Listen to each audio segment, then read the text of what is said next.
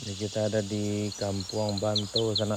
Ini jembatan super darurat menghubung Kampung Banto, Nagari Puik Kecik Lumpuh dengan Kampung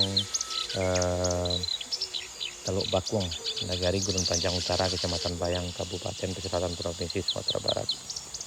Nah, jembatannya dari bambu dan agak ngeri-ngeri sedap lewat di sini sana, melintas di Sungai Batang Lumpuh sana. Nah, di seberang sini ada 3 kakak yang tinggal. Kemudian lagi ada 4 anak sekolah sana, 1 SMA, 1 lagi MTSN dan 2 SD. Nah, jadi kalau lewat di sini agak ngeri-ngeri sedap nih sana nih. Aduh, kondisinya nih.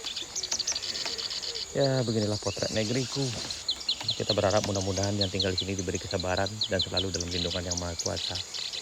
Kalau hujan lebat atau banjir, jangan ditanyalah sana gimana keadaannya kayak gini. Ya, ini masih swadaya masyarakat dan di seberang sini ada Pandan Prakuburan sana. Dan tak terbayang juga kalau seandainya bawa jenazah melintas di sini. Di bawah airnya cukup dalam sana, apalagi kalau musim penghujan.